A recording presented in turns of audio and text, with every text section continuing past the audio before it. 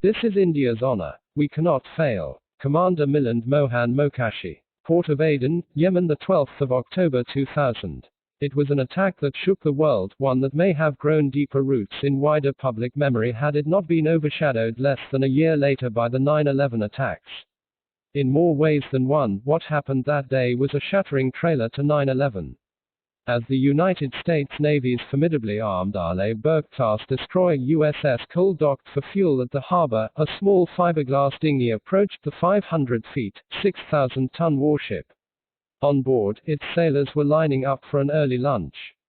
The boat, steered by two Al-Qaeda suicide bombers, carried a 300-kilogram explosive device that the two men detonated once they reached the Cole. The explosion killed 17 American sailors and tore a frightening 40-feet hole in the ship's hull, a ship that no force in its right mind would mess with. Images of the fearsome vessel being helplessly towed away for repairs scarred a nation that depended on battle groups featuring ships like the USS Cole to project power far from American shores and support the most difficult foreign military operations. 2 decades later, the bombing of USS Cole is a relatively vague memory, if it is remembered at all. In navies around the world, however, it remains a terrifying touchstone, a reminder of just how vulnerable menacing ships of war really are in the face of a threat that doesn't play by any rules. If a ship armed to the teeth with enough weapons to level a small town could be paralyzed by 2 men in a tiny motorboat, then the game had changed forever. Arabian Sea, the 31st of March 2015. It was the inevitable first thought that crashed through CDR Mokashi's mind that morning, as he captained the Indian Navy's patrolling warship in Sumatra on an escort mission for vulnerable merchant vessels transients through pirate-infested waters and out into the Arabian Sea. CDR Mokashi and the 150 men under his command had arrived in the Gulf of Aden just 20 days before and had already ensured the safety of a continuous lineup of freight ships making their way through the internationally recognized trade corridor. That day in March, CDR Mokashi had just received orders to immediately pull out from the escort mission, turn his ship around and steam at full speed towards Yemen's port of Aden. His instructions were clear: he was to reach Aden and hold position 20 miles out at sea. Like all good military men, CDR Mokashi was fully prepared. When his ship had arrived in the Gulf earlier that month, the situation in Yemen had already turned volatile, with a violent civil war drawing airstrikes from a Saudi-led coalition. On the 26th of March, as CDR Mokashi and his men were sailing towards the tiny African nation of Djibouti across the Gulf of Aden to refuel and stock up on supplies termed operational turnaround in military parlance, the crew was told that Saudi Air Force Typhoon jets had begun bombing runs in Yemen. CDR Mokashi was focused on his anti-piracy mission. But he also knew that his ship and crew were in the best possible position to dash to Yemen to rescue the huge numbers of Indian citizens who worked there, if things got worse. On the night of the 29th of March, as a fully fueled in Sumatra sailed out of Djibouti on its escort mission, CDR Mokashi summoned the ship's executive officer, XO. While the 2 men stood on the ship's deck watching the sun sink beyond the horizon, the skipper spoke his mind. "We need to do our homework. We need to be ready in all respects for Yemen," he said. Over the next 36 hours, the ship and its crew quietly prepared itself. This would prove the first of many challenges that lay ahead. The IN Sumatra was practically brand new, commissioned into service barely 6 months before its deployment to the Gulf of Aden. Built to be versatile and nimble at sea, it is still a daunting exercise to reconfigure and realign a warship and its crew for a completely different mission, mentally, physically and materially. In this case, they needed to switch in bare hours from being a fearsome armed platform that nobody dared approach to a humanitarian relief vessel that would rescue Indian citizens from a war-torn country. Very few men on the IN Sumatra slept that night. Over the hours, the crew worked out what lay ahead. A ship built to carry a carefully calculated number of battle-trained young men would soon see a flood of women and children, senior citizens and possibly the wounded. With limited rations, accommodation and medical supplies on board, CDR Mokashi and his XO wondered how they would manage. But like all good military men, they knew they did not have a choice but to fight with what they had. When the orders finally came on the 31st of March, there was a quiet lack of surprise on board the IN Sumatra. It took no more than 10 minutes for the ship to set course for Aden. With no charts and maps, essential to safely and easily sail into the port, CDR Mokashi decided to wait until he had brought his warship to waters off Aden. Then he would deal with the very serious predicament of making his way into an unfriendly port without the essential charts for such sailing. Now mentally prepared for the mission that lay ahead, CDR Mokashi decided to use the few hours he had before arrival at Aden to sharpen all preparations. Speaking to his crew over the ship's intercom system, he briefed them.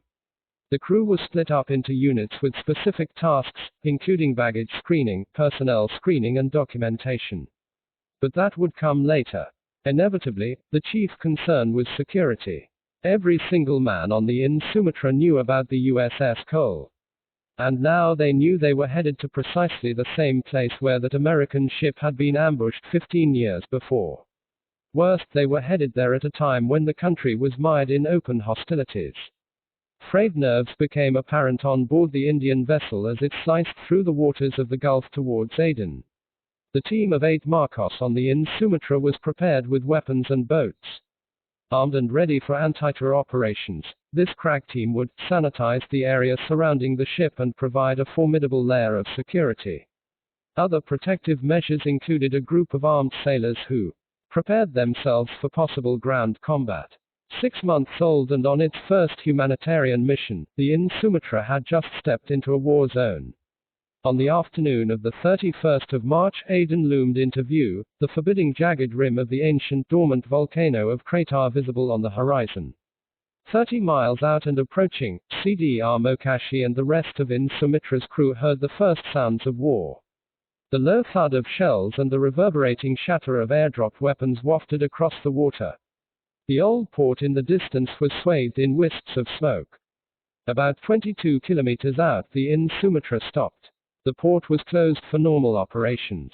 And without clearance from Saudi Arabia, which now controlled airspace over the port and whose jets were carrying out uninterrupted strikes, moving the ship any closer could be catastrophic.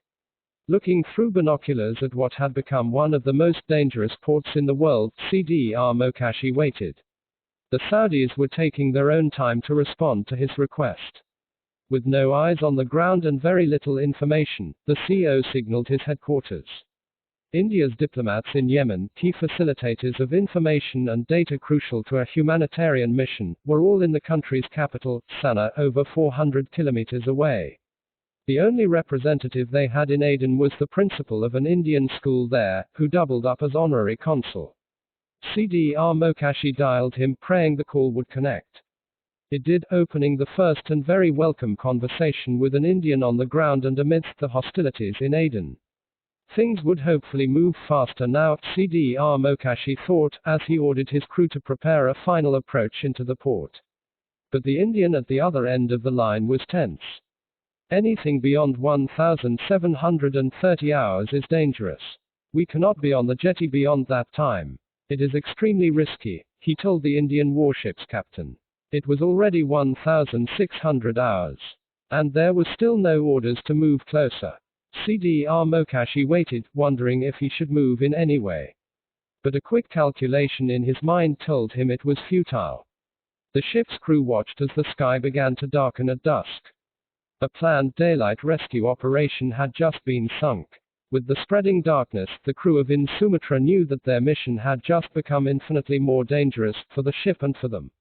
In that darkness, as flashes of light erupted from Aden 14 miles away, CDR Mokashi ordered his Marcos to lower their vanguard boat and set out for the port. Led by an officer and armed with assault rifles and sidearms, the 8 commandos sailed through the darkness of the ancient harbor to sanitize the ship's intended path. Peering through the darkness and careful not to give themselves away, the 8 men scanned the area for suspicious boats that may have entered after sunset. Terror groups or rebels would have anticipated the arrival of foreign warships and may have wanted to spring another USS Cole-like incident, or worse. The waters were quiet, almost lake-like placid, their surface disturbed only gently by the distant rumbling. Reaching the barely lit port, the commandos docked the boat and stepped quietly onto land, their weapons cocked in every direction. The team leader signaled back to the ship that the area was tentatively secure, but they needed to be prepared for any eventuality. As dusk gave way to night, the IN Sumatra was finally ordered to proceed towards the port. The deserted city was shrouded in a darkness that was lit up intermittently by gunfire and flares.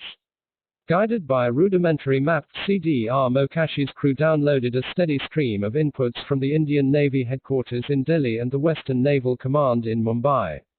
4 miles off the coast of Aden, CDR Mokashi got a call from his Marcos team leader at the port. The commandos had found groups of Indian citizens sheltered inside shipping containers. This was good news, but the commando wasn't finished. The numbers were more than double of what the crew of IN Sumatra had prepared for or expected.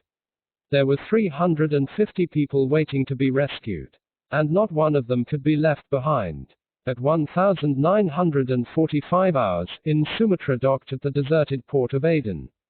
A sole Yemeni individual at the harbor, possibly a port official, approached the ship as it docked. Aware of why the Indian ship had come, he issued an ominous instruction. "You have 45 minutes to dock fully, get your people and leave," he said. CDR Mokashi and his XO glanced at each other. 45 minutes. Both knew that demand was beyond the realms of the possible.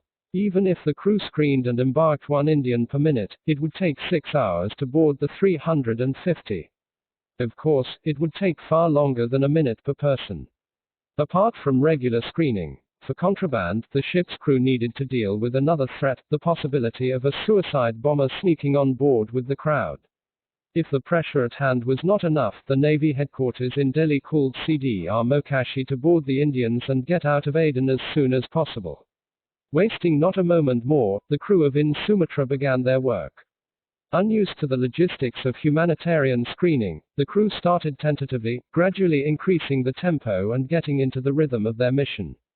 Minutes before they began, their captain had a word of advice for them. "This is a mission of honor. These are our people. They've just been through a lot of trauma. They've had to leave their homes and belongings. Many of them will be women, children and the elderly. We have to deliver them out of this place in a very short time. But let's be as gentle with them as we can. No high-handedness. No harshness. Be firm, but not impolite. Let us imagine what they have been through," CDR Mokashi said to his men, as he formally called for the embarkation process to begin. Around the berthed IN Sumatra, there were 2 layers of security. The 8 armed Marcos who had arrived earlier formed a wide outer cordon ready to engage with any threat that emerged from the darkness. An inner layer of armed naval sailors formed a QRT near the embarkation point. On board the ship itself, 2 Marcos Saturday perched on one of the ship's masts. While one kept a watch with his binoculars, the other Saturday with his Israeli Galil 7.62 mm sniper rifle, his head bent to the telescopic sight, scanning the port for anything he potentially needed to take down. The boarding finally began, with the Indian citizens being scanned, photographed and boarded. Their luggage was scanned separately and loaded into a different part of the ship that could be accessed once boarding was complete. The Indian Navy does not yet deploy women on board warships.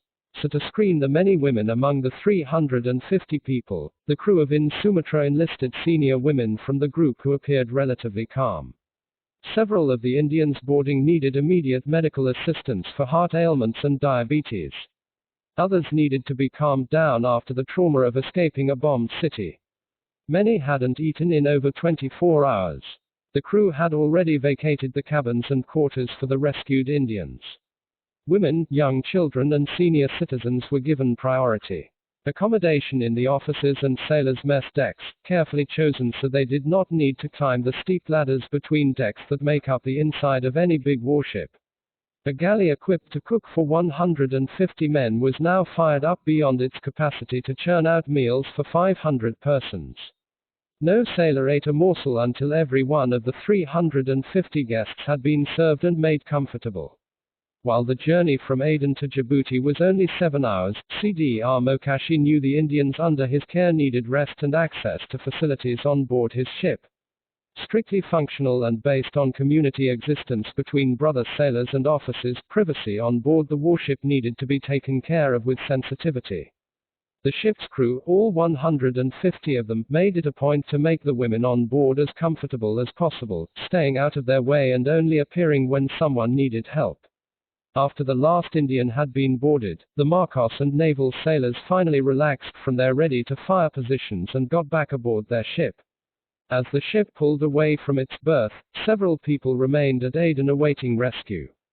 But the IN Sumatra had permission to board only Indians, a restriction that would change a few days later. Through that night, IN Sumatra sailed at full speed across the Gulf of Aden. After a few hours of adjustment, exhausted from worry and exertion, most of the rescued Indians fell asleep. Safe in the confines of the 2,200-ton warship from home, they were likely too tired to dream that night. The IN Sumatra arrived in Djibouti at 0700 hours on the 1st of April. The arrival and disembarkation of 350 rescued Indians became a broadly televised event in the Indian media, with the Minister of State for External Affairs, Gen. V.K. Singh, waiting at the port and famously addressing the crowd. Pictures of the ship, the tearfully relieved citizens and the smiling sailors would appear on many front pages. CDR Mokashi finally afforded himself the luxury to exhale. He knew that his work had just begun. The crew would have only a few hours to rest as their ship was fueled and restocked, this time with more suitable equipment, including disposable plates and spoons. That afternoon, they received fresh orders to make a dash for a different part of Yemen, one that was literally in flames. On the 1st of April, a dairy factory owned by Yemen's massive Thabet brothers business conglomerate in the Red Sea port city of Al Hodeida had been bombed, killing over 30 workers. Given the large number of Indian nationals living in Al Hodeida and known to have been employed at that factory, it seemed likely that Indian blood had been spilt in that attack. It was towards this port town that CDR Mokashi and his men accelerated their ship. The approach to Al Hodeida would prove even more challenging than Aden. While the latter could be navigated with some care, there was a standing advisory to all ships approaching Al Hodeida to arrive and depart in daylight. With very limited room and once again without navigational charts, the port would prove a dangerous gamble. But CDR Mokashi and his men had their orders. As they sailed slowly down the narrow approach channel to the familiar roar of fighter jets overhead, the crew of IN Sumatra did not know that Al Hodeida had already fallen into the hands of Houthi rebels. This meant dealing directly with an armed rebel group in order to secure safe passage for Indian nationals. At noon on the 2nd of April, the Indian ship docked at Al Hodeida. On board, it was action stations. Every armed member, including the Marcos, was in a state of maximum alert with every weapon primed and ready. It was daylight, but the crew of IN Sumatra had just sailed into what was easily one of the most dangerous zones in the world that day. Houthi rebel officials who had taken over the port communicated directly with the ship as it docked, ordering the crew to embark Indian citizens and leave within 4 hours. As the sound of bombing and airstrikes got closer, the Indians waiting at the port were rapidly boarded. With the practice at Aden 2 nights ago, the ship's crew breezed through the procedures. But an unexpected challenge arose. An Indian woman stepped up for the screening with her 7 children. And while she had the relevant documents, none of her children did. CDR Mokashi knew he did not have the time to conduct a background check. Nor could he bring the woman on board without her children. With strict orders not to board individuals who couldn't be screened completely, it came down to the young officer's discretion to allow the family to board. When the ship was finally ready to leave with 317 Indians, rebel authorities would not give them permission to cast off. From India came the constant, and alarming, input urging the ship to leave as quickly as possible. Every conceivable threat to the ship had been imagined. CDR Mokashi needed to make a decision. And once again, the day had given way to night. Once again in pitch darkness, IN Sumatra inched its way out of Al Hudayda's treacherous harbor. CDR Mokashi looked out from the bridge as his ship felt its way out from another bombed and broken town. The moon's phase ensured that there was no natural light to give the ship's crew a hand. They sailed out blind, clipping at 25 knots, about 46 kmph, through the darkness. The ship's crew needed to ensure that the many children on board remained safe as they leaned over the ship's railings. As the adults slept, the crew remembers the children who fanned out, fascinated by the vessel and the new experience that had been thrust upon them. This passage was a long one. After hours of play, the children were escorted back to the parents' cabins, where they proceeded to fall asleep. 20 hours later, on the night of the 3rd of April, the ship once again arrived in Djibouti. After Aden and Al-Hodeida, it was the third Yemeni port that would prove the trickiest of the lot. The crew had just been ordered to steam at full speed to Al-Mukalla, 480 kilometers from Aden on the Arabian Sea. The capital city of Yemen's Hadramaut region, Al-Mukalla, had just witnessed a terrifying series of attacks the day before. On the 2nd of April, terrorists from Al-Qaeda in the Arab Peninsula (AQAP) had stormed several buildings in Al-Mukalla, including a large prison, freeing hundreds of inmates, including 2 AQAP commanders, and looting millions from the central bank. A street war between the AQAP, the Hadramaut Tribal Alliance, and the Yemen army was raging, with at least 15 people having been killed over 2 days. The AQAP had seized full control of the port town. As the Sumatra zipped across the Gulf in response to a rescue call for 250 terrified Indian nationals there, the infamous Battle of Mukalla had just begun. Sailing at full speed for nearly 40 hours, CDR Mokashi and the crew of Sumatra arrived off the coast of Al-Mukalla on the morning of the 5th of April. But there was no talk of docking, not even the suggestion of it. The port was closed and completely under the control of Al-Qaeda terrorist affiliates, groups not disconnected from those who had bombed the USS Cole. CDR Mokashi rounded up the ship's commandos and armed teams for a quick meeting. The men agreed. Getting any closer to Al-Mukalla would heighten the possibility of a direct attack on the Sumatra. With almost no intelligence about the capabilities of the terrorists who had seized control of the city and port, CDR Mokashi would take no chances. The ship then received an input about another port town, Ashshi, about 63 kilometers further north, with a petromisila oil terminal not far from the border with Oman. The company employed hundreds of Indians who also awaited rescue.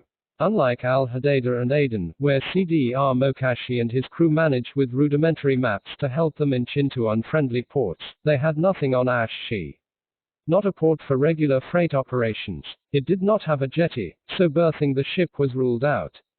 Sumatra would therefore have to hold position a short distance off the coast. And in an extremely risky exercise, stranded Indians would have to be brought to the ship one boatload at a time. The Marcos team leader on board had his hands full that afternoon. His squad noticed a number of small boats in the sea not far from their ship as it arrived off Ashshi. Having done their homework about the area, they were aware that in 2002 in this precise area, an oil tanker, MV Limburg, chartered by Petronas, was attacked by Al-Qaeda suicide bombers in a dinghy, killing one man from the crew and spilling a huge amount of crude oil into the Gulf. The Indian warship's crew knew that stopping or slowing down off Yemen's Hadramaut region was possibly the most risky thing they could do in what was the world's most dangerous zone at the time. By now, the Indian Navy's rescue operations were well known around the world. Clear intelligence inputs warned the ship's crew that terror groups were almost definitely expecting them. There was no clarity about which of the many boats were friendly and which could possibly be carrying enough explosives to sink Sumatra or at least paralyze her a very long way from home and turn her into a sitting duck for a bigger attack. Over the next few hours, in one of the tensest humanitarian operations ever, 2 boats from Sumatra and 2 from the oil terminal delivered 203 Indian nationals to the waiting warship. A 3rd boat carried the Marcos and a 4th stood by for search and rescue with naval divers. Not for a second during those hours was a finger off the trigger of any of the weapons on board. Boats neared Sumatra that day, but veered away. None came too close, saving the Navy men from having to use their weapons. Throughout the operation, CDR Mokashi remained in contact with his headquarters in an effort to squeeze as much real-time intelligence as he possibly could for the operation at hand. He knew he could leave nothing to chance. After many tense hours, the 203 Indians, including an infant, were safely on board. The ship couldn't have steamed out faster that night. By the time in Sumatra docked at Djibouti to deliver its third load of rescued Indians on the evening of the 7th of April, two more Indian Navy warships, frigate INS Tarkash and destroyer INS Mumbai, had arrived in the Gulf of Aden from Mumbai. While the burden of operations could now be shared by three warships, none of the ships could dock at Aden again. The situation there had deteriorated considerably. It had also been decided by this time that Al-Hodeida was logistically the most accessible port, both for the warships as well as stranded Indians spread across Yemen. That evening in Djibouti, the crew of INS Sumatra got the first chance to speak with their families in India. CDR Mokashi spoke to his wife and children, answering their anxious questions with the usual reassurances that are second nature to military personnel. His work wasn't over yet, and he wouldn't see them for the next 2 months. INS Sumatra would conduct two more rescue operations from Al-Hodeida on 9 and the 15th of April, rescuing 349 and 403 persons on those final missions. In total, the ship pulled out 1621 stranded persons, which included over 600 foreigners from 26 countries. The Indian government had given INS Sumatra clearance to receive foreigners on board after being flooded with international requests following the first Aden rescue. An elderly couple from Pakistan were among the foreign nationals CDR Mokashi's crew rescued from Al-Hodeida. CDR Mokashi remembers not knowing they were Pakistani until they introduced themselves personally to him in order to thank him. He was only doing his job, he told them. Of the 9 rescue missions, INS Sumatra conducted 5, with 2 each by the other 2 Indian Navy ships. On the 16th of April, after delivering their final load of Indian nationals to Djibouti, CDR Mokashi and his crew, already heroes back home, got fresh orders. 17 days after they were diverted from their original mission in the Gulf of Aden, they were ordered to return to their anti-piracy patrol. After 2 more months of securing ships and making its way up or down the Gulf, INS Sumatra was summoned home to Chennai. On Independence Day 2015, CDR Mokashi was awarded with the Shaurya Chakra for unparalleled valor, conspicuous gallantry, bold and daring decisive actions beyond the call of duty. But CDR Mokashi is uncomfortable with the individual decoration. This operation wasn't handled by me alone, or by one man. The success of the mission was by us as a team, says CDR Mokashi, who was promoted shortly after his gallantry decoration to the rank of captain. The government appeared to recognize the young skipper's sentiment, and INS Sumatra became the presidential yacht during the International Fleet Review and received a unit citation in 2016. CDR Mokashi's father, who was seriously ill through 2015, tracked the brave operations under his son's command through reports on television. In August 2015, when the government announced that his son would be decorated with the Shaurya Chakra, it became an overpowering wish for him to attend the ceremony and see his son receive the medal. But his health had dipped drastically. With great effort, the senior Mokashi was transported to Delhi for the ceremony on the 22nd of March 2016. He would pass away 20 days later.